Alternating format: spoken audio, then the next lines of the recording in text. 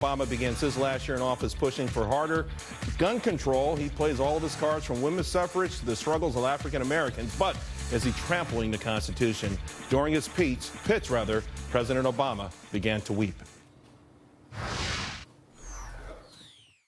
But I also believe that we can find ways to reduce gun violence consistent with the Second Amendment. Contrary to claims of some presidential candidates apparently before this meeting, this is not a plot to take away everybody's guns.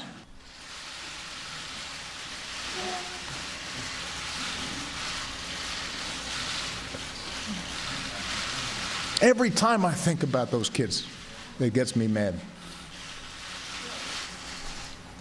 And by the way, it happens on the streets of Chicago every day. That was President Obama really emotionally assuring not only that his executive action is constitutional, but that it's needed. Well, we've got the panel to discuss it. Morgan Ortegas, Eric Guster, Yodit Tewolde, and Rod Wheeler. Let me start with you, Yodit. You're new on the panel and to the show. President Obama pulled out all of his cards. He talked about women's suffrage. He talked about African Americans. He talked about LBGT. He said it's not going to happen overnight. But he's pretty adamant about the fact that he wants to get this through. And yet, most people are saying, we feel like, the guns aren't the problem. Americans are saying, you're missing the point. It's not the guns, but the people who pull the trigger with guns. I absolutely agree. I do not think that we need laws on top of laws on top of laws. Domestic, or not domestic, but, gun deaths have been on a decline since the 90s. If you talk about mass shootings, of all the mass shooters, except for 2, all of them have gotten their guns legally. And so we need to look at the real issue at hand, and that's mental illness. And he said it himself in his speech. He said that 60% out of the 32,000 deaths a year are attributed to suicide. So what does that tell you? That tells you that we have a real issue with mental illness, and that is where we need to start when we talk about gun control. Well, here's the thing, though, Morgan. President Obama, he gave us that one little line in Chicago because invariably people always come back and say, you seem to get really upset, or at least the media does, when it's, specific instances, rather, where you point to a lone gun person. But you don't really seem to get that upset when every weekend 20 people, 50 people, is not unusual over a weekend, holiday weekend, shot in Chicago, a dozen killed. And again, it's not the legal gun owners who are doing that killing. I look at this issue a bit dispassionately. I think that we should be looking at this as, how does one govern? So I think what we're going to see in the last year of the Obama administration is a series of executive orders like these that are going to do everything to increase regulation in our everyday lives. If you look at the second term of his administration, what major bipartisan legislative accomplishment does he have to show? I can answer that. None. The only big deal that he's gotten through is the Iran deal, which is not a bipartisan deal. If you look at Obamacare, if you look at the stimulus package, if you look at Dodd-Frank, what's happened during the last 7 years of his presidency is he's taken no leadership with Congress. So therefore, his legacy are a series of executive actions that have no staying power. The next president can and should undo them. There's no doubt, Eric, that the executive order, executive action, that's going to be his modus operandi for the next 12 months. This is just the tip of the iceberg. Listen, you're a lawyer. People are talking about the constitutionality of it. Judge Napolitano wrote an article today why Obama's executive action on guns is unconstitutional. Do you agree? Partially. The problem with the gun control debate is he's taking actions against legal gun owners. And the issue is the people who are getting them illegally. I love President Obama, voted for him twice. You've jumped on me. Rod has jumped on me. Everyone on this panel has, except Yodit. And it should be it's shameful that he took that issue and made it about gun control, the San Bernardino shooting. That wasn't about gun control. That was about terrorism, much more than gun control ever was. So we have to be careful when we're framing this gun control debate over what the cause of this gun control debate is. But you're saying parts of his actions are unconstitutional. Well, he had every legal right to do that. Rod, one of the problems, I think, too, is that the president's inability to say things that may hurt his core voting group. I mean, come on, let's talk about the gangs. Let's talk about where most of the violence in this country comes from. And believe me, it has nothing to do with the gun, but a certain mentality. And if the president, I really feel like he squandered 7 years of an opportunity to talk directly to these kids in Chicago, New Orleans, wherever they are, and say, guys, you know what? you're going about this all wrong. You're killing someone who looks just like you, is as poor as you are, because they've got on a red bandana. That's where he's missed an amazing opportunity. Instead, he's attacking people who don't commit crimes. Well, you're exactly right, Charles. I mean, and let's face it, I mean, this is the last year of his presidency. And for him to be shedding tears today, he really should have been shedding tears with all of those people that's been killed in the city of Chicago over the past several years. So, you know, you got to look at the big picture here. We talk about gun control, but it's really beyond gun control. It's about the economics. It's about what's going on with jobs. It's about school. It's about education. The president didn't talk about any of those things, Charles. He certainly did not. By the way, guys, President Obama, again, stressing the need for what he calls tighter gun control, and he compared it to things like women's rights. Take a listen.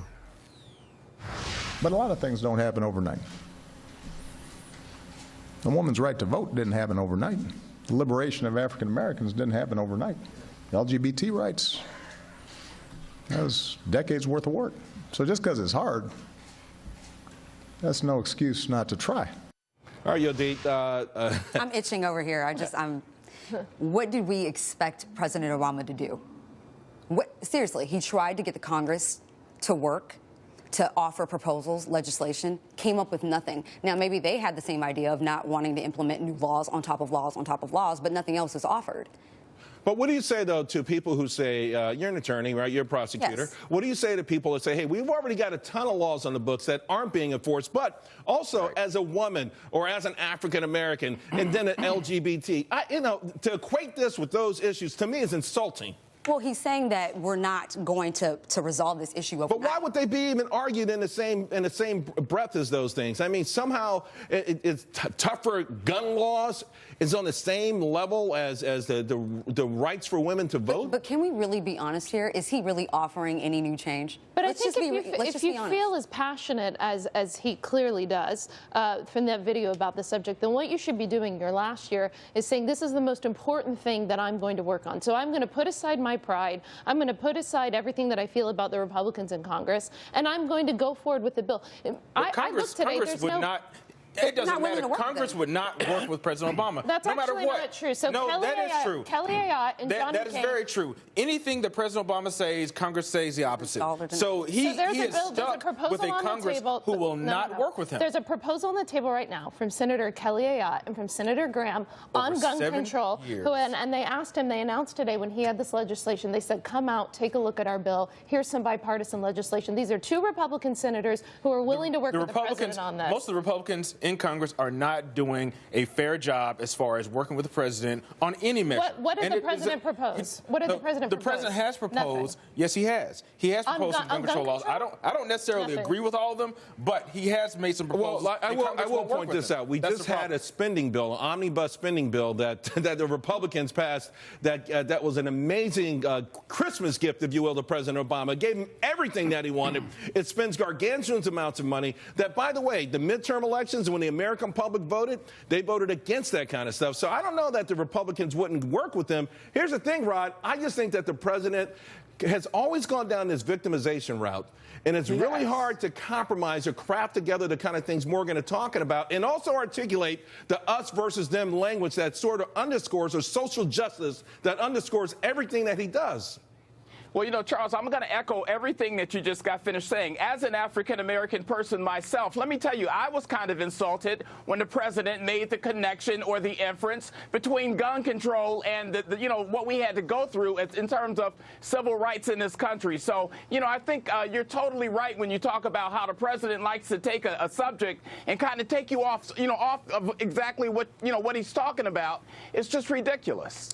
I will admit that the expansion of these background checks is nothing but a feel-good measure at this point. It's doing absolutely nothing. We already have background checks right now. So there was nothing that was offered, with the exception of funding for mental health. Well, you got 200 more agents. So, again, it feels like more of a police state, if you will. But, again, the way he tries to push these measures through, Yodit, this is what I'm having a problem with. First of all, I'm having a problem. You guys are the attorneys. You got to help me here with the constitutionality of his acts. Eric already says parts of it are unconstitutional. What do you think? I think he was within his legal authority to do. He wasn't creating new laws. He was only attempting to strengthen the laws that are already in place. So he's well within his legal authority. You think so? You think there's no question about constitutionality here? No. You don't think the Second Amendment, this is the first step toward ultimately maybe the next president, if it's a Democrat, trying to unwind the Second Amendment? No. Charles, all of your viewers watching the show, and you and I can get on our phones and can get on our laptops and Google and look for the legislation that President Obama introduced on gun control. I can save everybody a Google search. It doesn't exist. Rod, you said you think that what the president is proposing is unconstitutional.